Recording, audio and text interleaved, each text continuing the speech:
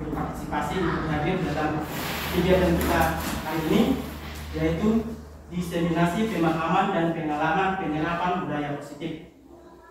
Adapun kawan kalian yang menjadi yang dibawakan penyerapan ini adalah saya sendiri, yaitu Dr. Sinambila, sebagai CGP Angkatan 11 dari SD kita di Kabupaten Samosir. Adapun pengajar praktiknya yaitu Ibu Santa Gultom, dan fasilitator yang mendampingi kami dalam kegiatan PGP ini adalah Agita Saragi. Tujuan dari kegiatan ini adalah CGP dapat menyampaikan pembelajaran dari penerapan konsep inti dan modul budaya positif serta pemahaman kami mengenai konsep-konsep inti dalam modul budaya positif. Sebelum kita lanjut, apa perlu kita lakukan di sini? Perlu lewat? Perlu baju aja Pak. Oke, SLP-nya macam apa? Banyak. Oke, ini ya SLP-nya kita 2, 4, 7, kalau saya 8, saya harus ikut. SLP-nya silakan kita buat kalimat singkat saja. Misalnya singkat saja.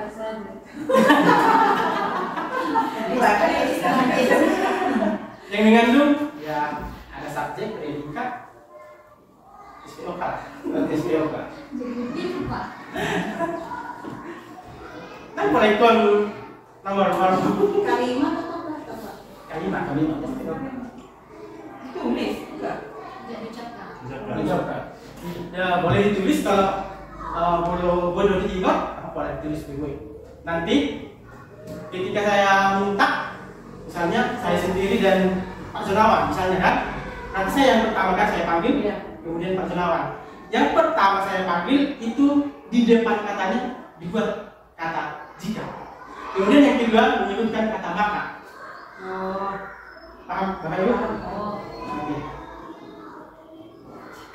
Saya makan nasi, makan. Saya akan bertanya. Tapi mesti sama. tidur kita lupa saya kan. Tidur. Iya. Ya, lucu aja Mas Nujul. Oke. Paham Bapak Ibu? Paham. Jika katanya nanti lucu kan, ya lucu, boleh kita beri reaksi yang tepuk tangan ya. Oke, siap? Oke, yang saya panggil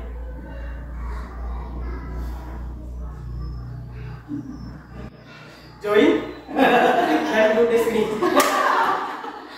Coba jika Si join juga ada Oke. ya, saya panggil.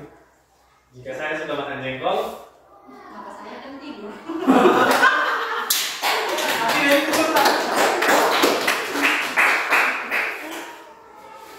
Kemudian Bapak kepala sekolah bisa ini Pak.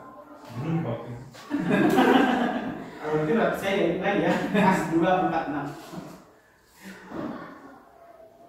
Ibu kondisi down, Gunawan. Jika saya belajar matematika, Maka saya akan pintar. Ya mulia. Harusnya ditulis ya. Iya. saya bilang serangnya makanya udah diucapkan langsung ke mana? Gitu ya. Harusnya ditulis.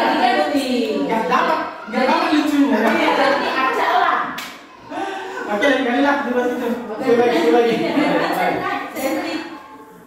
Oh, ganti ya. Oke, silakan tulis. saya jikanya. Sekarang ditulis, nanti saya ganti kata di depannya. Pak, kamu ribu Pak.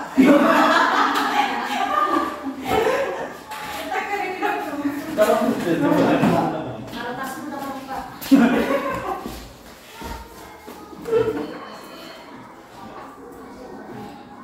Mau lebih saya tuh pertama orang anak gerak, Maka untuk ngapain anak, SD kira? Ada Pak? ngomong singkong, bisa. Masam di sini. Masa-masa tak di sini SD. ditulis di Ditulis. robek. Kan kalau di robek, ditulis di buku saja.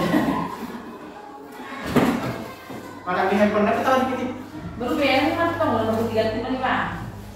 Sesuai kalimat teman.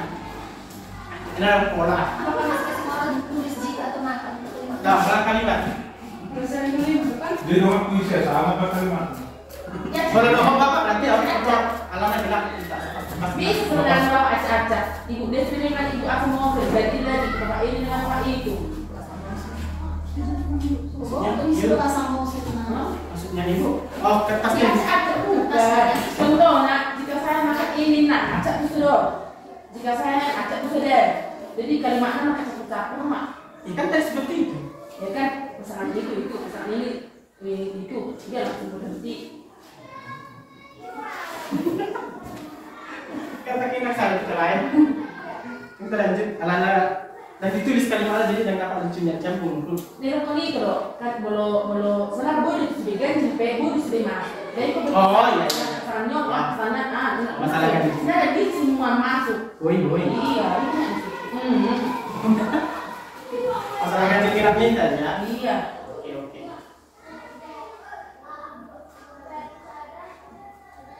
Aku tuh paling negatif, gue positif. Contoh, jika saya kalah PBB kan negatif dulu.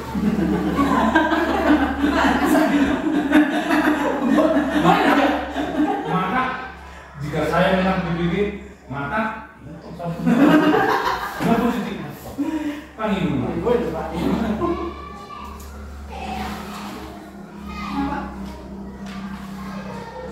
Enggak Bapak Ibu.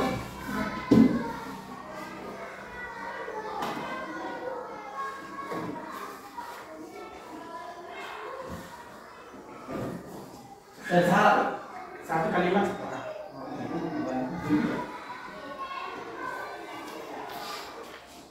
Oke, kalau sudah siap, yang saya panggil, ya, membuat kata di depannya ganti lagi, ganti lah. Tadi udah dapat banyak. Kita ganti. Yang pertama dipanggil, kata di depannya mengapa? Yang keduanya kata di depannya kalian nggak? Oke? Ibu, kalau di sitting down dengan Ibu Ani. Kenapa saya suka jalan-jalan? Karena saya itu bang.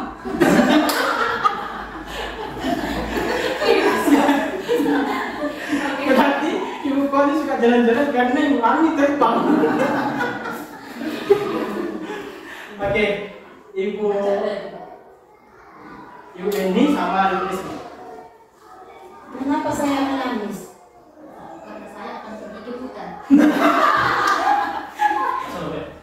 Pas udah nyambung kan Oke, sekarang coba Pak Gunawan sama Pak Sekundar. Mengapa kita bergembira? Sama saya yang biasa di kantin. Kamu dulu. Kita bergembira. Jadi kalimatnya itu SP. Oh, enggak apa lagi, apa lagi ya? Karena sudah apa? Yang ketiga lima. Jadi kalimatnya itu apa? Saya bergembira. Mengapa? Saya apa? Menurut saudara masalah mengapa nih? Kalimat dia apa? Kita bergembira, tidak bergembira. Subjeknya. Ada tuh subjeknya. Iya. Nah, kira-kira seperti itu lah Bapak Ibu. Speaking kita hari ini sebelum kita lanjut ke kegiatan. Sekarang kita lanjut kegiatan kita yaitu tentang konsep inti budaya positif. Konsep inti budaya positif itu ada 6. Yang pertama, disiplin positif dan nilai-nilai kebajikan universal. Yang kedua, teori motivasi, hukuman, konsekuensi, restitusi, penghargaan. Yang ketiga, keyakinan kelas. Yang keempat, kebutuhan dasar manusia dan dunia berkualitas. Yang kelima, posisi kontrol. Yang keenam, segitiga restitusi. Sebelum kita bahas satu persatu, sekarang kita coba lakukan kegiatan cobalah buka. Nah, di sini minta ada teman A dan teman B.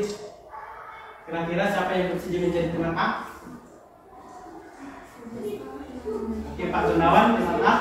Tugasnya adalah menyebarkan salah satu tangannya dan coba Anda bayangkan bahwa Anda menyimpan sesuatu yang sangat berharga di dalam kepala tangan Anda. Anda perlu menjaga benda tersebut sekuat tenaga Anda karena begitu pentingnya untuk kehidupan Anda. Oke, yang tugas B, siapa yang bersedia, Bapak Ibu? Jangan jodoh. Nabi. Oh, yang B, yang bersedia menjadi tugas B adalah Bapak Joyce Tindaon. Tugas B adalah mencoba dengan segala cara untuk membuka kepalan tangan temannya tadi. Yang A,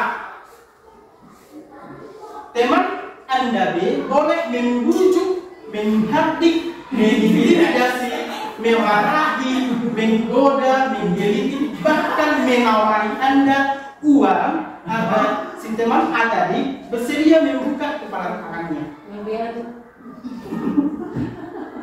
Oke, tadi sudah ada ya Bu, yang B Bapak Sindal, yang A Apa yang terjadi? Bapak Sip. Oke. Coba kita praktekkan. Ya. Coba. Ke depan memang itu. Ke depan boleh.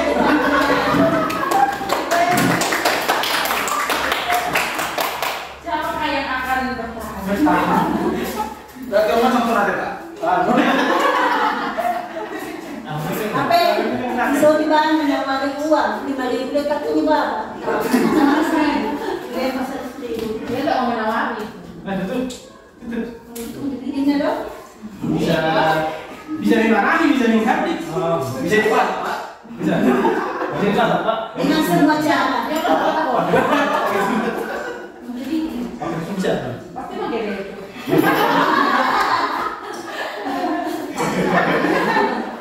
Apa itu, Pak? Tangan, Pak. Bisa dibuka. Kenapa? Kenapa? Ada sesuatu. Saya punya permainan.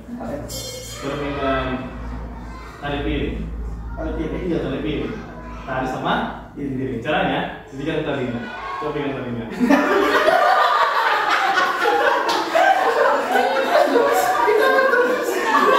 lagi, satu lagi.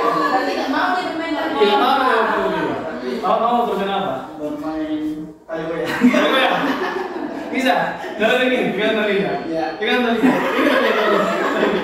Pegang talinya. Ini tali goyang. Iya. Ini goyang. Sambil juga. Kalau itu talinya. Gini aja, Pak. Buka aja. Apa? Buka aja tangan ya. Berapa? Saya akan ganting. Oh enggak? Serius. Serius, oh enggak? Berapa harganya, Pak? Oh enggak? Oh enggak? Menggoda, menggoda. Enggak, bukan. Aku gede. Tapi di sini sangat benar, Kakak. Slow, nanti Enggak aja, cepat. ada ya. Ya bisa. Mau digoreng, nasi uduk, genteng, Bunduk, campur, bunduk, bunduk. Kalau pengen buka pakai apa? Juga berani gimana? Oke, Bapak Ibu. Terima kasih ya, Bapak Ibu. Berarti gak jadi dulu Pak Cenawan. ada di janji. Ada boleh kritik hari mana? Mengalah. Tapi mau tuh kita dari kegiatan coba lakukan tadi, kira-kira si A, Bapak Junawan tadi bersedia tidak membuka tangan? Iya. Yang B, bagaimana tadi caranya? Sudah membujuk, menggoda, menawarkan, banyak yang ditawarkan. Apakah si A itu bersedia membuka tangannya, kepala tangannya? Iya. Nah, dari situ Bapak Ibu, kira-kira siapa yang memegang kontrol di situ? Si A. Kenapa si A memegang kontrol? Bertahan dengan keinginannya. Iya, benar sekali ya Bapak Ibu. Jadi yang memegang kontrol di situ adalah si A. Yang si B itu hanya membujuk, mengintimidasi si A tadi. Tetapi yang memegang kontrol di situ adalah si A. Mau membuka kepala tangannya, mau tidak membuka kepala tangannya, itu adalah hak si A. Nah, jadi begitu juga lah dengan kita sebagai pendidik, kita tidak bisa mengontrol murid kita. Jadi kita tidak memaksakan kehendak kita kepada murid tersebut. Nah, itulah yang bisa kita ambil dari kegiatan coba lakukan. Nah, di sini ada miskonsepsi tentang makna kontrol, di mana yang pertama itu adalah ilusi guru mengontrol murid. Ilusi guru mengontrol murid, di mana pada dasarnya kita tidak dapat memaksa murid itu untuk berbuat sesuatu jikalau murid tersebut memilih untuk tidak melakukannya. Seperti itu Bapak Ibu. Kemudian yang kedua, ilusi bahwa kritik dan membuat orang merasa bersalah dapat menguatkan karakter. Itu merupakan ilusi juga. Di mana menggunakan kritik dan rasa bersalah untuk mengontrol murid itu merupakan menuju pada identitas yang gagal. Mereka belajar untuk merasa buruk tentang diri mereka. Yang ketiga adalah ilusi bahwa semua penguatan positif, efektif, dan bermanfaat. Nah, ini kenapa dikatakan seperti itu? Penguatan positif atau rujukan adalah bentuk-bentuk kontrol seperti yang dilakukan oleh Bapak Sintian tadi, membujuk Bapak si Akusik untuk membuka kepala-kepalanya. Yang keempat adalah ilusi bahwa orang dewasa memiliki hak untuk memaksa. Jadi kita memaksa anak didik kita seperti itu. Banyak orang dewasa yang percaya bahwa mereka memiliki tanggung jawab untuk membuat murid-murid berbuat hal-hal tertentu. Apapun yang dilakukan dapat diterima selama ada sebuah kemajuan berdasarkan pengukuran kinerja. Nah, kira-kira seperti itu Bapak Ibu mengenai miskonsepsi tentang makna kontrol. Nah, dalam stimulus respon, bagaimana seseorang bisa berubah dari paradigma stimulus respon kepada pendekatan teori kontrol. Di sini dikatakan oleh Bapak Stephen menyatakan bahwa bila kita ingin membuat kemajuan secara perlahan atau sedikit-sedikit saja, ubahlah sikap dan perilaku Anda. Namun, bila kita ingin memperbaiki cara-cara utama kita, maka kita perlu mengubah kerangka acuan kita. Ubahlah bagaimana Anda melihat dunia, bagaimana Anda berpikir tentang manusia, ubahlah paradigma Anda, skema pemahaman dan penjelasan aspek-aspek tertentu tentang realitas. Itu adalah pendapat Stephen yang menyatakan bahwa perubahan paradigma dari stimulus respon kepada teori kontrol. Nah, ini adalah gambaran dari stimulus respon menuju teori kontrol. Dari sini dapat kita lihat bahwa stimulus respon itu kebutuhan kita itu sama. Padahal sebenarnya teori kontrol mengatakan bahwa kebutuhan kita itu berbeda. Kemudian semua orang melihat hal yang sama. Sebenarnya menurut teori kontrol, setiap orang memiliki gambaran yang berbeda. Kita tidak boleh sama dengan murid kita seperti itu Bapak Ibu. Kemudian ini kita mencoba mengubah orang agar pandangan sama dengan kita. Teori kontrol mengatakan kita berusaha memahami pandangan orang lain tentang dunia. Nah, seperti itu Bapak Ibu, ini stimulus respon dan ini teori kontrol. Sekarang kita masuk ke budaya positif yang pertama tadi, yaitu disiplin positif dan nilai-nilai kebajikan universal. Disiplin positif itu adalah belajar.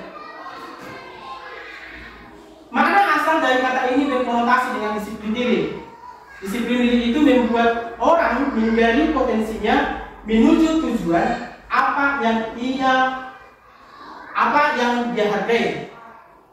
Nah, disiplin diri di sini, disiplin diri itu merupakan cara penerapan disiplin yang bertujuan untuk menumbuhkan kesadaran serta memberdayakan murid berdasarkan motivasi internal, bukan akibat paksaan, imbalan, penghargaan, atau dukungan. Nah, itulah sebenarnya disiplin diri. Jadi disiplin diri itu harus ada dari secara motivasi internalnya dari dalam diri sendiri, bukan karena kita paksa, bukan karena kita hukum, bukan karena ada imbalan. Seperti itu Bapak Ibu. Jadi sekarang kita anak guru dituntut untuk menerapkan disiplin diri kepada anak-anak kita. Nah, sebagai pendidik tujuan kita menciptakan murid yang memiliki disiplin diri sehingga mereka berperilaku mengacu pada nilai-nilai kebajikan universal dan memiliki motivasi intrinsik dalam perubahan perilaku ke arah yang lebih baik, bukan motivasi ekstrinsik dari luar seperti hukuman tadi ataupun seperti penghargaan yang kita berikan. Jadi harus ada dalam motivasi dari dalam dirinya untuk melakukan sesuatu tersebut. Itulah disiplin positif. Kemudian nilai-nilai kebajikan universal. Nilai-nilai kebajikan itu adalah sifat-sifat positif manusia yang merupakan tujuan mulia yang ingin dicapai setiap individu. Ini merupakan tujuan mulia, nilai-nilai kebajikan. Nilai-nilai tersebut bersifat universal dan lintas bahasa, suku bangsa, agama maupun latar belakang. Jadi nilai-nilai kebajikan itu diakui secara universal. Setiap perilaku perbuatan memiliki suatu tujuan. Kemudian dengan mengaitkan nilai-nilai kebajikan yang diyakini seseorang, maka motivasi intrinsik itu akan terbangun sehingga menggerakkan motivasi dari dalam untuk mencapai tujuan mulia tadi yang ingin diinginkan, seperti itu. Nah, sekarang kita di kurikulum Merdeka ini, nilai-nilai kebajikan yang ingin dicapai ke anak Indonesia sekarang ini adalah nilai-nilai yang terkandung di dalam profil belajar Pancasila, seperti beriman, bertakwa kepada Tuhan Yang Maha Esa, dan berakhlak mulia. Kemudian nilai mandiri, nilai bernalar kritis, nilai berkebinekaan global, nilai gotong royong, dan nilai kreatif. Nah, seperti itulah nilai-nilai kebajikan universal. Yang kedua adalah teori motivasi, hukuman, konsekuensi, dan restitusi, serta penghargaan.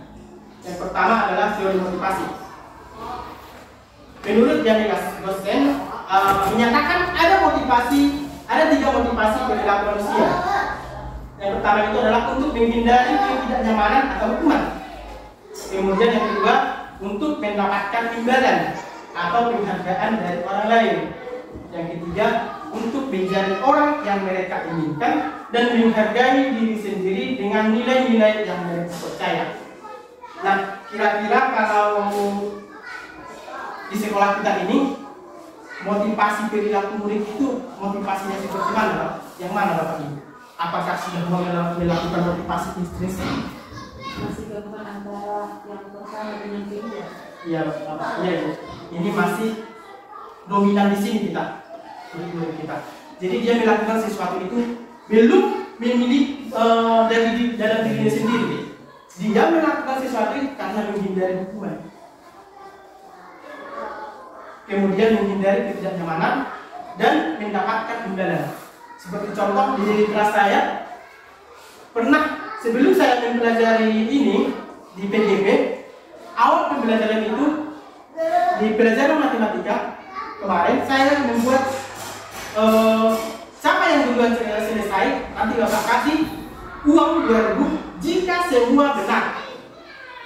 Ketika saya melakukan itu di kemudian hari, di hari berikutnya atau di minggu berikutnya, mereka menjadi mengingat itu.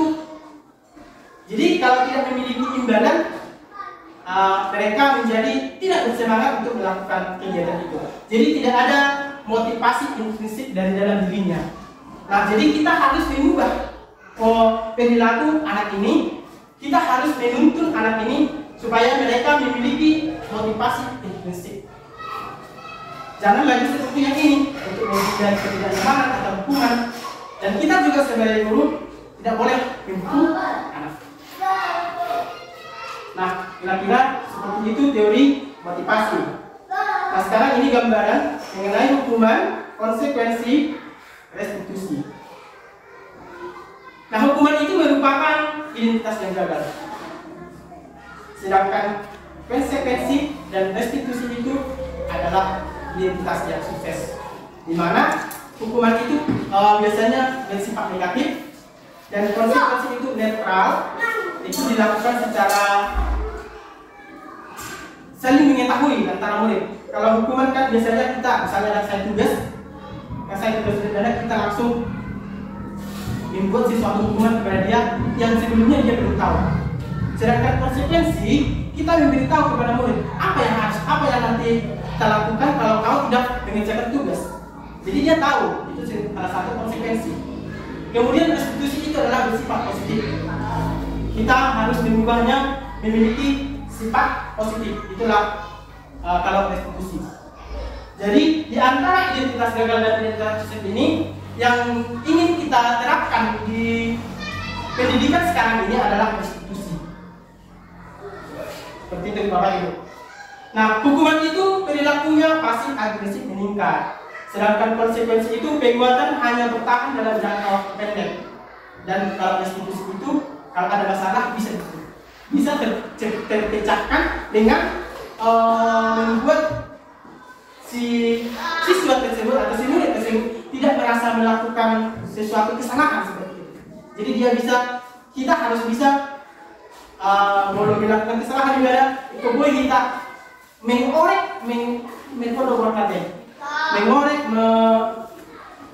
Membuat dia mencari solusi. Iya, membuat dia mencari solusi sendiri seperti itu. Itulah di dalam restitusi. Nah, ini adalah beberapa gambaran tentang hukuman konsekuensi restitusi. Saya rasa tidak perlu saya bacakan semuanya ya. Kemudian ini lagi ada identitas gagal, yaitu hukuman, restitusi, dan konsekuensi juga. Restitusi dan konsekuensi. Nah, dari gambaran-gambaran tersebut dapat kita simpulkan bahwa hukuman itu adalah hukuman bersifat satu arah dari pihak guru yang memberikan, dan murid itu hanya menerima suatu hukuman tanpa melalui suatu kesepakatan atau penghargaan dari pihak guru, baik sebelum atau sesudahnya. Hukuman yang diberikan bisa berupa fisik atau psikis. Murid anak disakiti oleh sesuatu perbuatan atau kata-kata. Jadi melalui kata-kata juga kita sudah kata-kata kasar itu merupakan sebuah hukuman yang bisa merusak psikis anak. Kalau fisiknya misalnya kita memukul, itu bisa hukuman yang diberikan berupa fisik. Sedangkan konsekuensi itu adalah disiplin dalam bentuk konsekuensi sudah terencana atau sudah disepakati bersama. Jadi itu sudah dibahas dan disetujui oleh murid.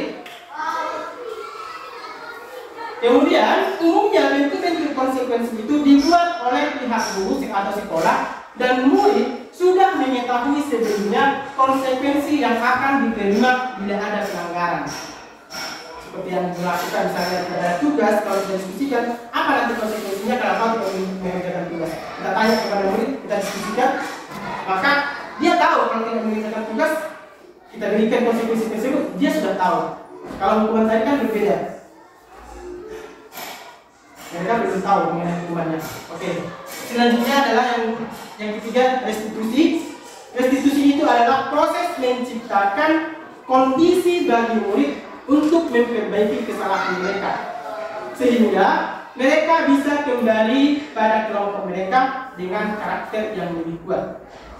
Restitusi merupakan proses kolaboratif yang mengajarkan murid untuk mencari solusi untuk masalah mereka dan membantu murid berpikir tentang orang seperti apa yang mereka inginkan dan bagaimana mereka harus memperlakukan orang lain. Nah, itulah restitusi Bapak Ibu. Jadi di sini yang lebih positifnya adalah restitusi, dan kita di kurikulum merdeka ini harus bisa menerapkan restitusi ini. Nah, bagaimana ciri-ciri restitusi itu? Ciri-ciri restitusi itu yang pertama, restitusi itu bukan menebus kesalahan, namun untuk belajar dari kesalahan. Kemudian restitusi itu memperbaiki hubungan. Restitusi itu adalah tawaran, bukan paksaan. Kemudian restitusi itu menuntun untuk melihat ke dalam diri. Kemudian mencari kebutuhan dasar yang mendasari tindakan. Restitusi diri itu adalah cara yang paling baik. Restitusi fokus pada karakter, bukan tindakan. Restitusi menguatkan. Restitusi fokus pada solusi. Dan restitusi mengembalikan murid yang dibuat salah pada kelompoknya. Nah, inilah ciri-ciri restitusi. Jadi kalau siswa membuat kesalahan, kita bisa menerapkan restitusi tersebut. Bukan dihukum, bukan memberikan hukuman atau konsekuensi yang lain. Kita bisa menyelesaikan masalah tersebut ya melalui restitusi. Nah, karena kesalahan itu merupakan proses belajar juga. Kesalahan itu proses belajar juga. Kira-kira seperti itu Bapak Ibu mengenai restitusi. Nah, sekarang kita coba menjawab tindakan guru berikut ini. Ada beberapa ini tindakan guru. Apakah ini hukuman atau konsekuensi? Nah, di sini yang pertama adalah mencatat 100 kali di dalam buku kalimat. Saya tidak akan terlambat lagi karena dia terlambat ke sekolah. Kira-kira Bapak Ibu siapa yang sini memberikan pendapat apakah ini hukuman atau konsekuensi? Oke, ini adalah hukuman. Hukuman. Kemudian yang kedua tindakan guru adalah lari mengelilingi lapangan basket 2 kali karena terlambat hadir di sekolah. Nah, membersihkan coretan yang dibuatnya di meja tulis. Konsekuensi. Nah, karena dia membuat kesalahan maka harus dibersihkan. Konsekuensi. Terus, murid diminta untuk push up 15 kali karena tidak menggunakan masker di sekolah. Menggantikan kertas tugas teman yang telah dicoret-coret. Konsekuensi. Selanjutnya masih ada ini tindakan dulu berjemur di lapangan basket pukul 12 siang karena memang ngobrol dengan teman. Murid diminta bertelanjang kaki buka sepatunya misalnya sepanjang hari karena tidak menggunakan sepatu warna hitam sesuai peraturan sekolah. Konsekuensi atau hukuman? Bertelanjang kaki. Setelah sebuah hukuman. Kemudian berdiri di depan kelas sambil mengangkat kaki satu karena tidak bisa menjawab pertanyaan. Ya, cuman membersihkan tumpahan air di meja tulis karena tersenggol pada saat belajar. Konsekuensi. Langsung terjawab ya. Yang terakhir, kehilangan 10 menit jam istirahat. Ini jam istirahat Bapak Ibu untuk mengerjakan tugas karena terlambat datang dan tertinggal pelajaran selama 10 menit. Konsekuensi. Setelah kedua konsekuensi. Nah, berarti kita paham bagaimana hukuman dan konsekuensi tersebut. Nah, sekarang kita lanjut penghargaan. Penghargaan ini si Alfikon menyatakan bahwa penghargaan maupun hukuman itu adalah sebuah cara mengontrol perilaku seseorang yang menghancurkan potensi untuk belajar yang sesungguhnya. Jadi penghargaan itu katanya bisa menghancurkan potensi untuk pembelajaran yang sesungguhnya. Ini mungkin pernah disampaikan oleh Bapak Spindal. Kenapa? Bahwa penghargaan itu sebenarnya tidak benar, tidak pas. Kemarin Bapak Spindal sudah pernah berkomunikasi dengan ini. Dan setelah saya baca ini, saya kemarin berdebat dengan beliau. Dan setelah saya baca ini, ternyata benar ya, bahwa penghargaan itu merusak. Nah, menurut Kon, secara ideal tindakan belajar itu sendiri adalah penghargaan sesungguhnya. Jadi tindakan belajar itu yang merupakan penghargaan sesungguhnya, bukan memberikan sesuatu.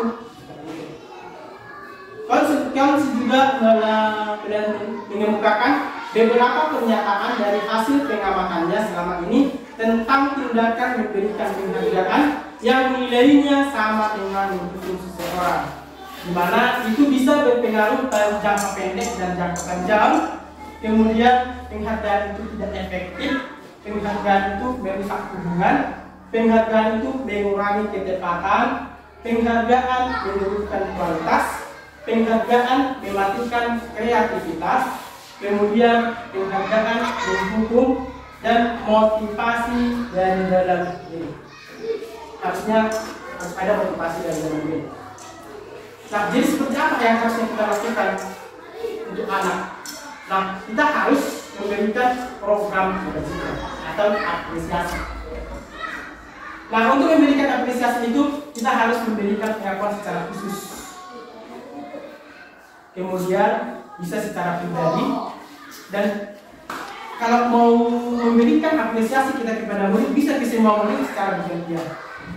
Jangan di depannya kita berikan apresiasi kepada satu orang saja di depan teman-teman yang lain, itu bisa merusak.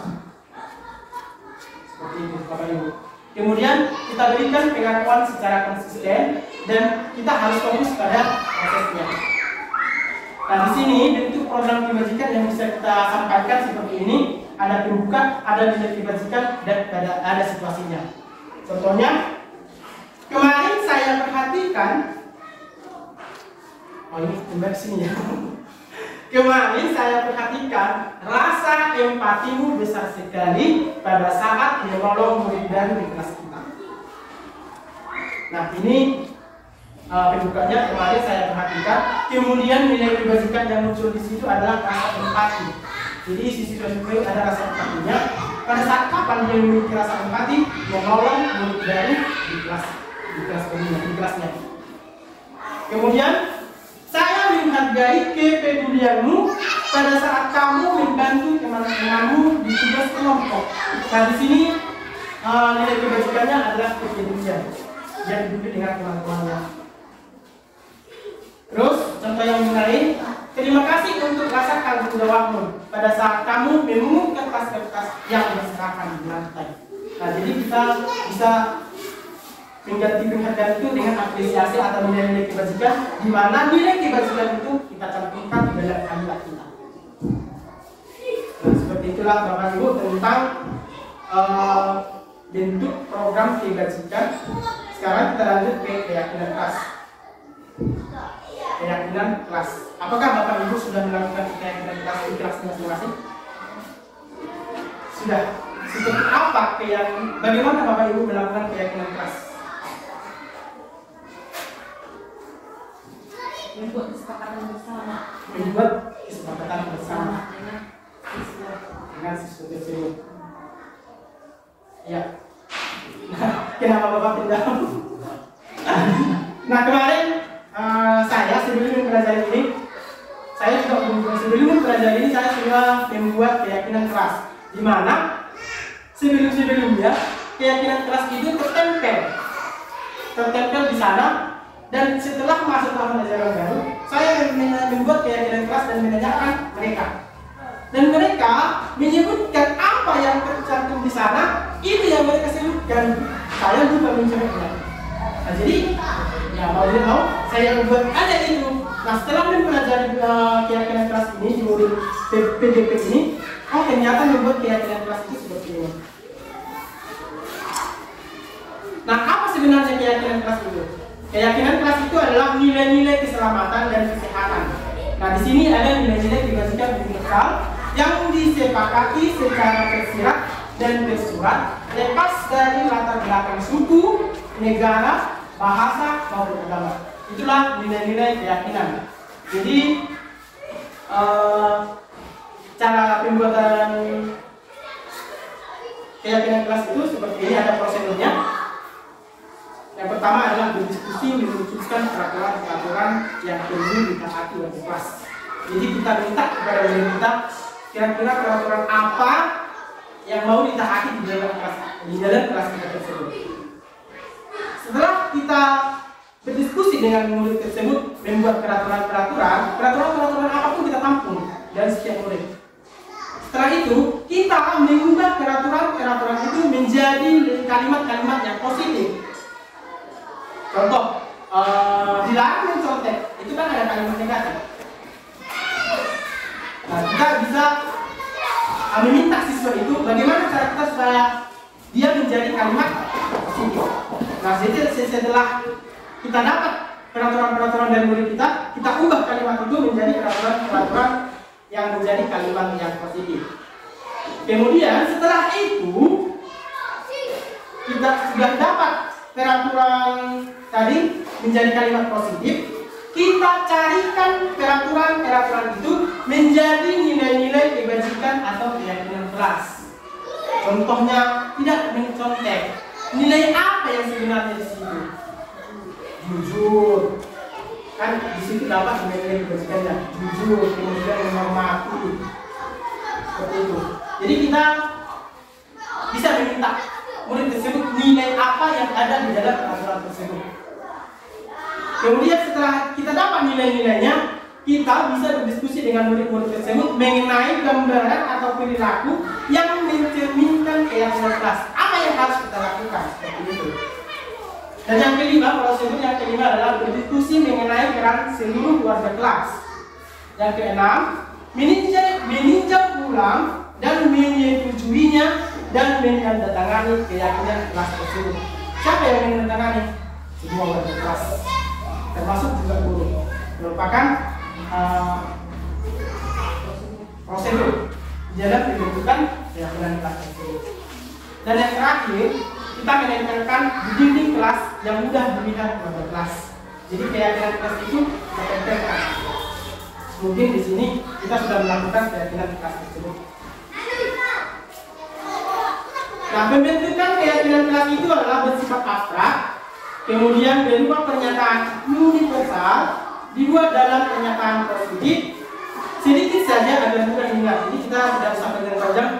Seperti yang saya lakukan kemarin, begitu banyaknya peraturan-peraturan yang saya buat, sehingga ketika ditanya apa keyakinan kelas kita, mereka tidak ingat. Nah, itu masih terpampang di sana keyakinan atau kesepakatan kelas yang banyak. Dan setelah pelajaran ini kami ubah dan inilah hasilnya menjadi 5.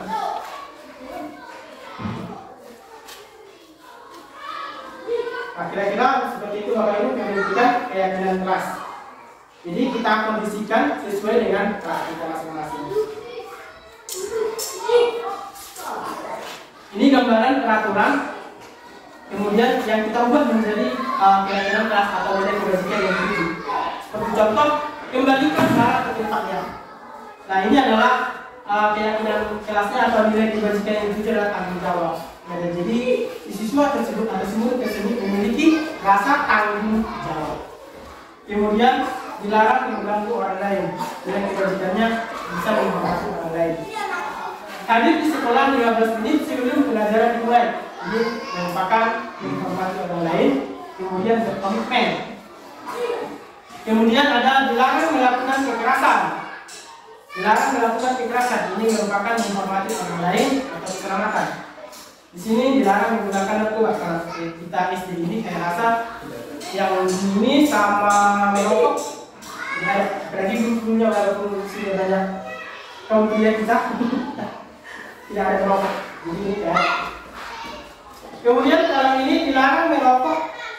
Nilai kebajikannya adalah kesehatan dan keselamatan. Kemudian menggunakan masker itu juga kesehatan dan keselamatan. Berjalan di kelas dan koridor itu keamanan dan keselamatan. Kira seperti inilah peraturan dan nilai-nilai kebajikan yang dituju dari peraturan tersebut. Nah, setelah kita membuat keyakinan kelas, kita bisa membuat pendalaman kegiatan kelas. Di mana kegiatan pendalaman keyakinan kelas itu bisa kita buat dalam tabel tampak seperti, tidak tampak seperti. Jadi ini disebut dengan tabel T. Karena ini tabelnya seperti ini. Jadi ini disebut dengan tabel T. Kegiatan-kegiatan di sini seperti contoh yang saya buat di sini, ada keyakinan kelas hormat, di mana mereka akan meyakini bahwa saya sangat penting untuk menghormati semua orang dan barang milik orang lain. Nah, di sini kita buat keyakinannya dan tampak seperti apa yang memiliki rasa hormat itu. Nah, yang memiliki rasa hormat itu tampak seperti bahkan tepat waktu. Kemudian tidak tampak seperti sering hari terlambat. Kemudian tampak seperti menyapa teman dan guru setiap hari. Tidak tampak seperti tak acuh kepada teman dan guru. Kemudian tampak seperti mengembalikan barang teman yang telah dipinjam dan mengucapkan terima kasih. Tidak tampak seperti tidak mengembalikan barang yang telah dipinjam dan diletakkan sembarangan. Nah, seperti itu bisa kita gali lagi murid-murid kalau kita sudah membuat keyakinan keras, membuat kegiatan-kegiatan pendalaman dengan menggunakan tabel T. Selain tabel T, kita juga bisa menggunakan Y.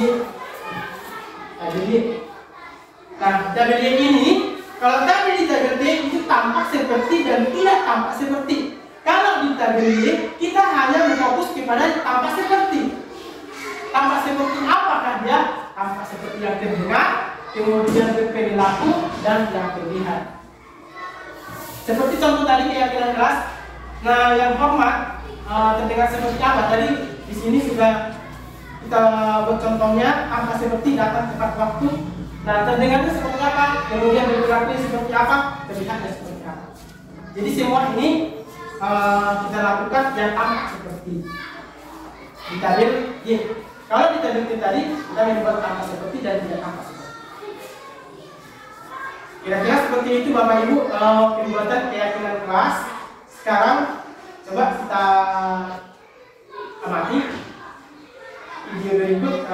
Saya sudah membuat keyakinan kelas setelah kami belajar ini. Kalau sebelumnya saya membuat keyakinan kelas itu tidak seperti ini.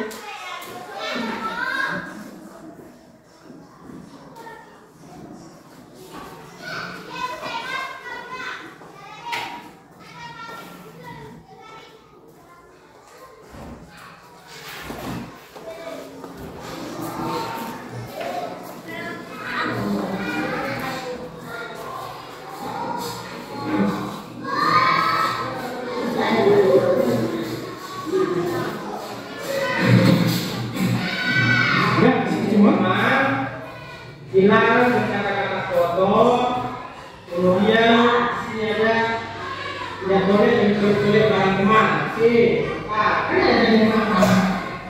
Kita tunjukkan dan kita ubah menjadi kalimat positif. Contoh di sini jadi ya. Dua, mengerjakan tugas dengan berdiri dan tepat waktu. Tiga,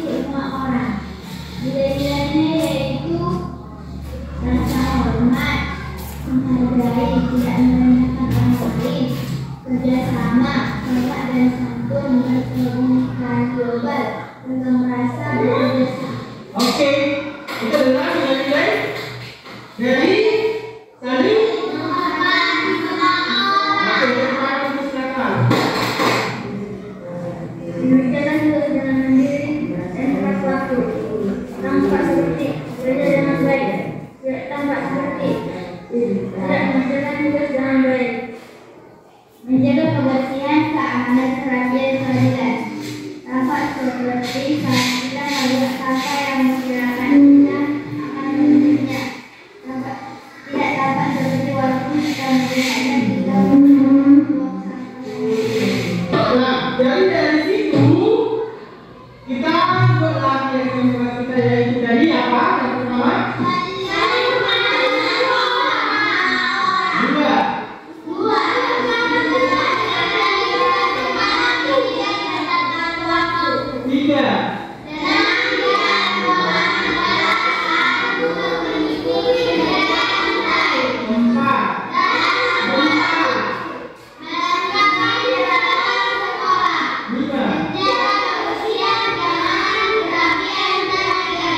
Jadi kita yang kita ada 5. Untuk itu maka kita sama-sama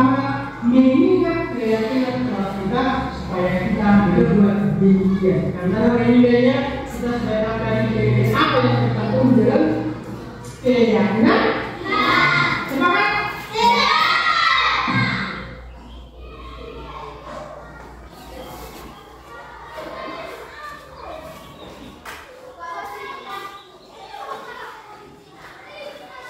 Oke Bapak Ibu, itulah yang saya lakukan cara pembuatan keyakinan keras di kelas ini. Apakah masih semangat atau masih bingung? Ada 6 minggu ke atas.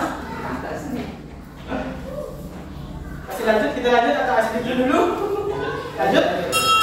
Oke, kita lanjut. Yang keempat adalah kebutuhan dasar manusia dan dunia berkualitas. Kebutuhan dasar manusia itu adalah unsur-unsur yang dibutuhkan oleh manusia dalam menjaga keseimbangan baik secara fisiologis maupun psikologis. Seluruh tindakan manusia memiliki tujuan tertentu. Semua yang kita lakukan adalah usaha terbaik kita untuk mendapatkan apa yang kita inginkan. Ketika kita mendapatkan apa yang kita inginkan, sebetulnya saat itu kita sedang memenuhi satu atau lebih dari satu kebutuhan dasar kita. Nah, kebutuhan dasar manusia itu Bapak Ibu ada 5. Itu yang pertama bertahan hidup. Kemudian kasih sayang dan rasa diterima. Kemudian ada kebebasan, kesenangan, dan kekuasaan. Inilah 5 kebutuhan dasar manusia. Seperti bertahan hidup ini mengenai makanan, pakaian, tempat tinggal, kenyamanan, dan kesehatan. Kalau kasih sayang itu merasa dipedulikan, kemudian bisa berbagi, kerjasama, menjadi bagian dalam kelompok. Kalau kebebasan itu mandiri, memiliki pilihan, mencoba hal yang baru, mampu mengendalikan arah dirinya. Kemudian kalau kesenangan itu bisa bermain, humor, suka hal-hal yang lucu dan menggemaskan awal. Yang terakhir kekuasaan adalah harga diri, keinginan untuk dianggap, memimpin, berprestasi, diakui dan dilihat. Inilah 5 kebutuhan dasar manusia. Sekarang ada ilustrasi. Bimo, seorang anak TKB, selalu berlari keluar kelas menuju jalan raya di depan sekolahnya yang ramai dengan kendaraan. Tingkahnya membuat guru Ani bingung dan seringkali lari mengejarnya. Ada beberapa kemungkinan jawaban yang diberikan Bimo. Nah, sekarang kita mengidentifikasi kebutuhan yang ingin dipenuhi oleh Bimo. Tadi kan ada 5 kebutuhannya. Jadi kira-kira kebutuhan apa yang diberikan Bimo terhadap ini tersebut? Yang pertama, kalau si ibu menanyakan, jawaban si Bimo seperti ini. Aku senang main kejar-kejaran dengan ibu-ibu. Seru. Kira-kira Bapak Ibu ini yang dipenuhi kebutuhan apa? Kepuasan. Kesenangan. Kepuasan. Kebutuhan dasar itu tadi adalah kepuasan. Ada bertahan hidup, kasih sayang dan rasa diterima, kebebasan, kesenangan, dan penguasaan. Kira-kira apa? Yang benar adalah kesenangan. Dia senang bermain, berbicara dengan guru. Kemudian yang kedua, ibu kejar aku karena ibu guru sayang aku. Kasih sayang. Dia membutuhkan kasih sayang. Kepedulian. Iya, dia membutuhkan kasih sayang dari ibu gurunya. Yang ketiga adalah aku hebat kan, bisa bikin ibu guru kejar aku. Penguasaan. Kekuasaan. Dia menguasai. Kemudian yang keempat, aku bosan belajar mewarnai terus di dalam kelas. Nah, kira-kira seperti itu Bapak Ibu mengenai kebutuhan dasar manusia. Jadi dia melakukan sesuatu itu karena dia butuh. Jadi kita harus bisa mengontrol bagaimana kebutuhannya seperti itu Bapak Ibu. Nah, sekarang kita lanjut dunia berkualitas. Dunia berkualitas itu adalah tempat khusus dalam pikiran Anda, tempat Anda menyimpan gambaran representasi dalam semua yang Anda inginkan. Bisa berisi orang-orang, hal-hal dan apa saja yang terbaik dalam hidup Anda dan membuat Anda merasa bahagia dan terpenuhi kebutuhan dasar Anda. Itulah yang disebut dengan media berkualitas. Nah, Dr. William Glasser menyebutnya seperti semacam album foto, sehingga isinya tidak akan terlalu banyak, hanya akan terdiri dari beberapa hal saja yang sangat signifikan dan benar-benar terbaik dalam hidup Anda yang membuat hidup Anda menjadi lebih makna. Nah, kebutuhan dasar bersifat lebih umum dan universal, sedangkan dunia berkualitas lebih unik dan personal. Nah, itulah tentang kebutuhan dasar manusia dan dunia berkualitas. Kita lanjut Bapak Ibu mengenai posisi kontrol. Posisi kontrol ini adalah 5. Apa Bapak Ibu ada yang tahu? Posisi kontrol? Nah, posisi kontrol itu juga ada 5 ya. Nah, pidana sebagai hukum, membuat orang merasa bersalah, teman, pemantau, dan manajer.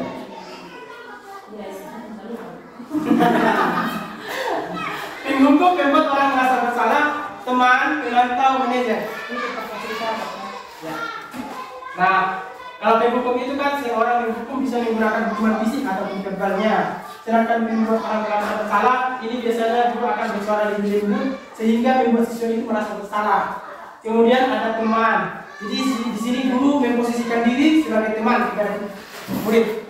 Kemudian ada pemantau. Pada saat kita mengawasi, kita bertanggung jawab atas perilaku murid-murid kita atau yang kita awasi.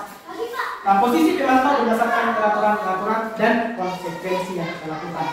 Nah, manajer adalah posisi di mana guru sesuatu bersama dengan murid, kemudian mempersilahkan murid mempertanggungjawabkan perilakunya, mendukung murid agar dapat menemukan solusi atas permasalahannya sendiri. Nah, di sini Bapak Ibu, kira-kira kita sebagai pendidik di posisi manakah kita? Antara teman dan teman. Kalau di posisi dalam mengungkapkan antara teman dan teman. Jadi saya yakin ya, kalau Ibu kelas 1 itu memang harus bisa seperti ini, teman dan teman tahu. Kalau kita hukum nanti jadinya anak itu bisa sekolah.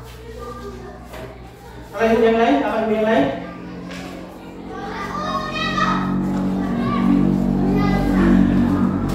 Posisi mana?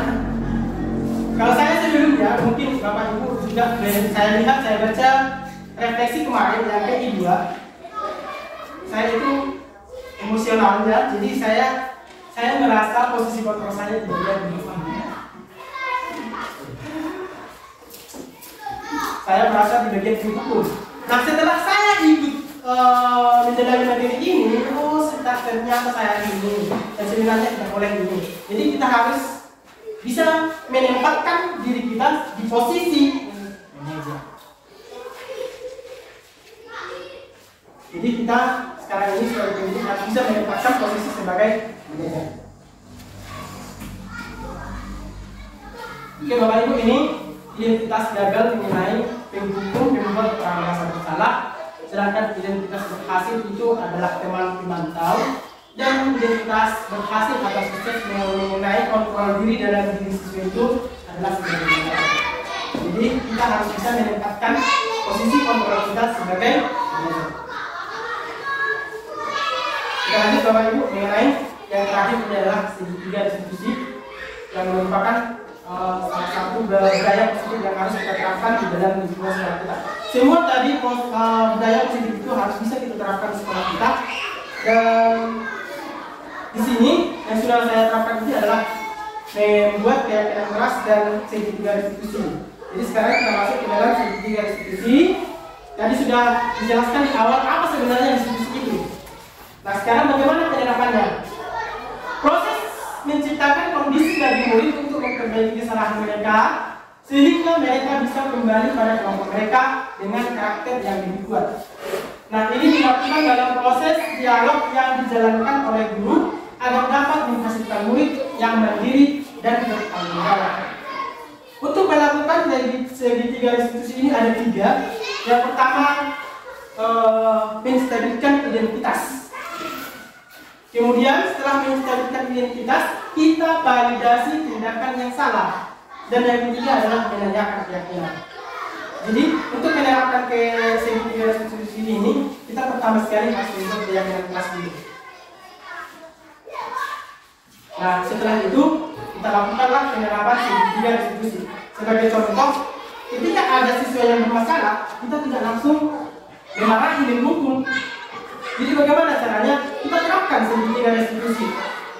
Yang pertama kita lakukan adalah menstabilkan identitas. Jadi kita panggil si anak, kemudian kita tanya, oh bisa kita ucapkan berbagai kalimat seperti yang ini, menstabilkan identitas. Di sini bisa kita buat contoh-contoh kalimat kita ucapkan kepada anak-anak, berbuat salah itu tidak apa-apa. Kemudian tidak ada manusia yang sempurna. Saya juga pernah melakukan kesalahan seperti itu. Kita bisa menyelesaikan ini. Bapak tidak tertarik mencari siapa yang salah, tetapi Bapak ingin mencari solusi dari masalah ini. Nah, kemudian ada kamu berhak merasa begitu.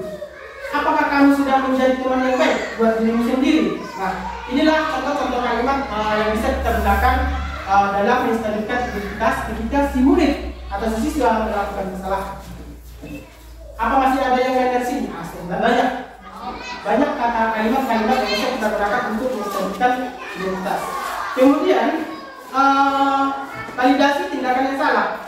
Setelah kita stabilkan identitas tadi, ternyata bagi validat emosi kita, kemudian si anak dan media, kita validasi tindakan yang salah.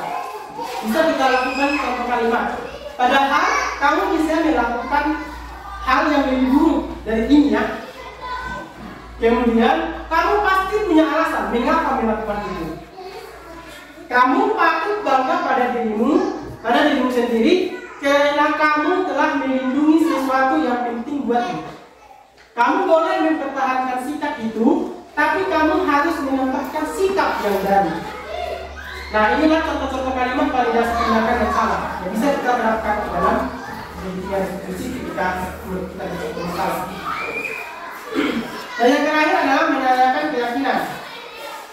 Nah, contoh kalimat menanyakan keyakinan kelas itu, apakah apa keyakinan kelas kita? Jadi bisa kita ulang kepada anak kita mengatakan apa keyakinan kelas kita. Kemudian nilai-nilai universal apa yang telah kita sepakati. Kelas yang ideal itu seperti apa sih? Kamu ingin jadi anak yang seperti apa? Apa yang kamu rasakan ketika kamu melakukan itu? Kamu menjadi orang yang seperti apa? Itu adalah contoh-contoh kalimat menanyakan keyakinan kelas. Nah, jadi Bapak Ibu itu adalah cara atau 3 tahapan melakukan penerapan segitiga restitusi. Nah, ini sudah saya terapkan di kelas ini. Kita ada murid yang melakukan kesalahan, bisa kita amati video berikut.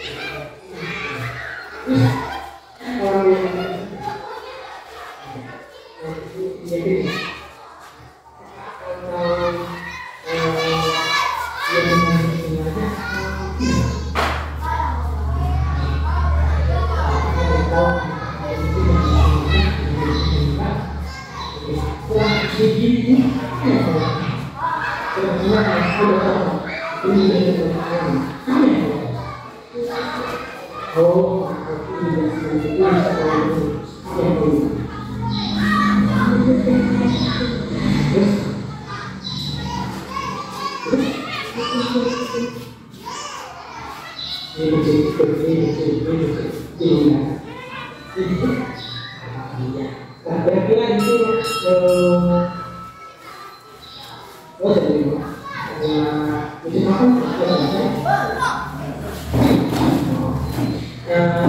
Jadi kan sengaja tidak tahu bahwa dia sengaja atau tidak dengan bedanya.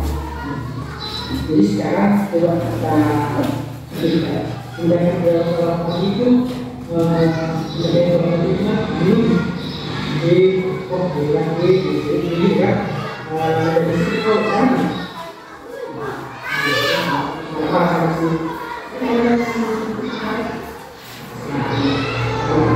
sih terus minum kita kan tidak kayak kemarin tidak lagi dalam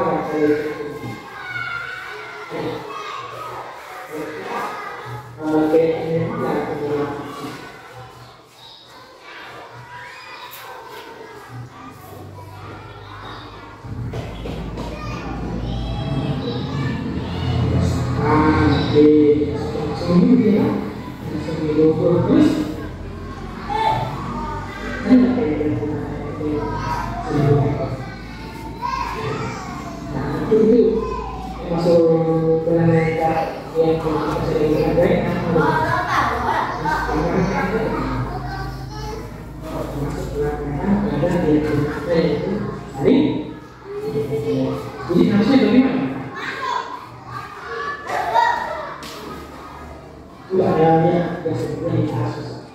Nah setelah kau tahu ini diatur oleh kira-kira yang harus dilakukan.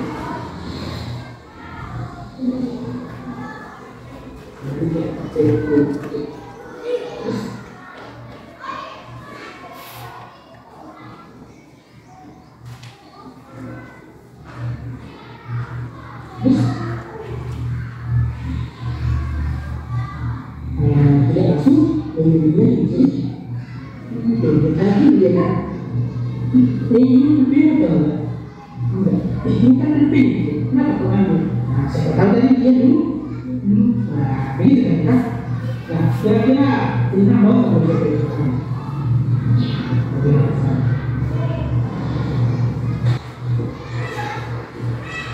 bagaimana cara kita untuk berbicara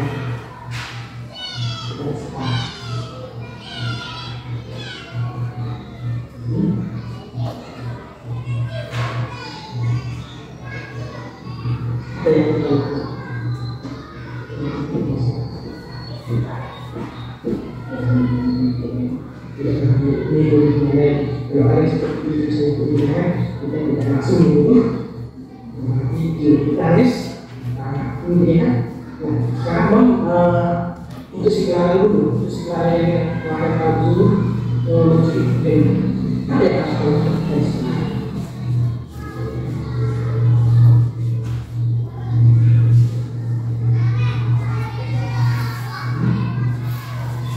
Oke, tidak.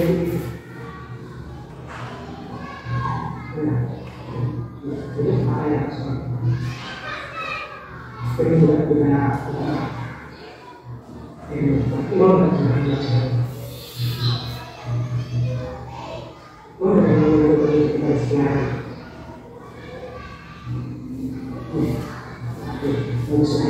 tapi dalam seperti saya sudah menyebut memiliki segala menteri boleh silakan ya.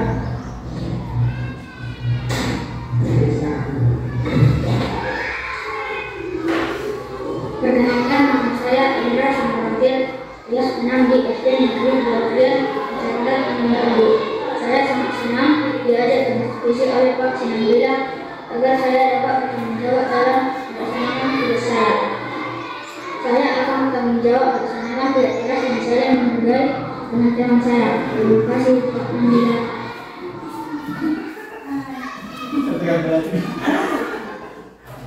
Jadi Bapak Ibu, sebelum saya mempelajari budaya positif ini, sebelumnya saya sudah bikin buku.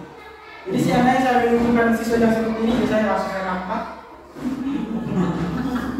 Saya tidak melakukan tahapan-tahapan seperti dari diskusi ini.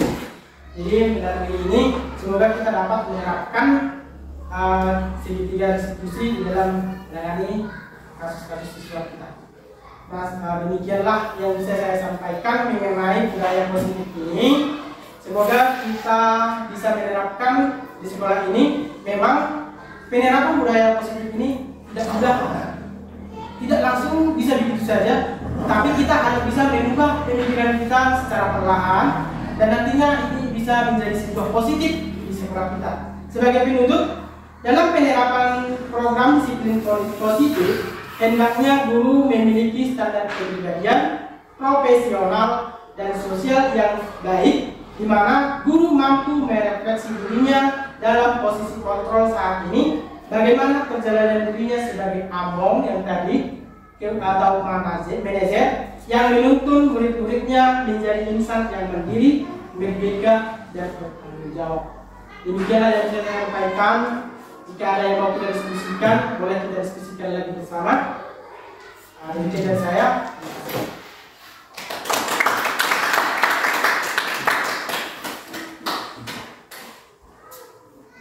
Bagaimana Bapak Ibu? Ada yang mau diskusikan atau pas? Pas. Sudah jelas. Tidak apa.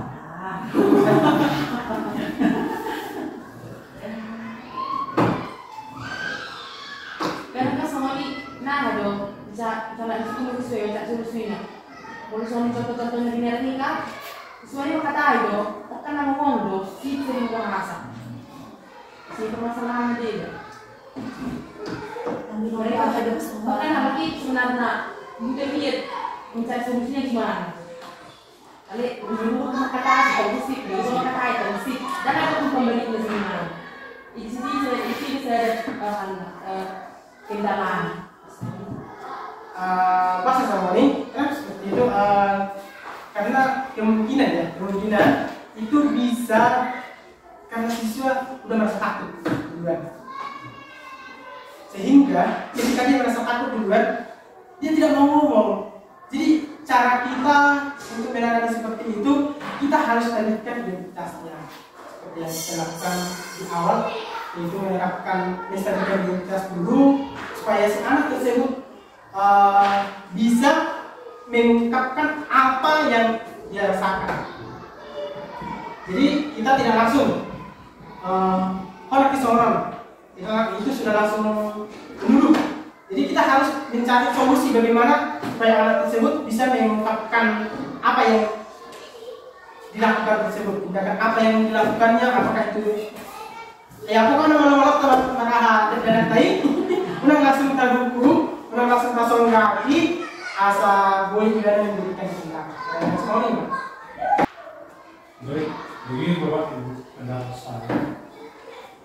Kalau kami bumi kita mesti inilah yang dipelajari pada bumi. Artinya di sana kita tahu anak itu mau angkat, mau ini, mau diserang dengan kata, mau diobat-obat, itu Pak. Tidak semua manusia itu sama tingkat waktu hidup itu. Itulah namanya itu, yang profesional. Harus tahu jiwa anak itu. Makanya kalau sekarang literalisasi, numerasi dibuat sebelum masuk sekolah. Kalau kita masuk orangnya tak tahu sedikit lagi. Numerasi, literalisasi sebelum masuk kelas. Tak tahu guru lebih. Tahu telepon ya, datanglah bapak ke sini dulu. Sudah kan sudah dikirim Bu. Lain begitu anak kita lain kan. Itu salah satu contoh. Yang kedua, berterima kasih kepada Bapak. Kita ikut sebagai contoh, bukan ini nanti sebagai contoh ini dari Bapak Ibu kepada Bapak. Lalu kebersamaan kita. Kan datang itu nanti pemantau, di mana guru penggerak itu, SD mana itu? Semester datang itu Bapak. Jadi kita persiapkan. Makanya kita mengajar dengan anjak menurut kurikulum merdeka. Jadi Bapak Ibu nanti bulan 9 ini datang ibu kita Borsinaga memeriksa anak kita mengajar. Diperiksa nanti, udah janji itu. Ibu hari itu ada yang tidak apa, bilang hari latihan di apa, bulan minggu. Udah bilang hari itu, nanti jangan saya ditekan, udah janji sama ibu kita. Persiapkan kita lah itu. Bapak ibu yang bilang ibu pengawas, karena bapak pengawas itu udah pensiun sini ada lumayan itu bapak tenaga itu. Kalau ibu ini, apa itu repot ini ibu ini? Datang dia ke kelas, di foto itu, di foto apa kita semua administrasi sebagai guru kelas. Itulah pesan saya kepada Bapak Guru, supaya nanti kita di bulan 9 ini ada pertanggungjawaban sebagai guru yang ada di kelas masing-masing. Makanya kita Bapak Ibu, kalau pelajaran agama jangan di rumah kita di sini menulis administrasi kelas sebagai guru. Itulah. Terima kasih Pak Nambil. Ada peningkatan kita di sini dilaksanakan. Jelas Pak. Pas orang kita mempunyai opsi tujuan. Jadi masih kita membuat perkebunan. Itu semua. Anak kasih negara pelajaran akan 15 tahun. Anak alam itu kita menabui. Jadi menjadi soal, itu dasar sebagai guru. Itu Bapak Ibu kesaksian kepala sekolah. Terima kasih. Terima kasih.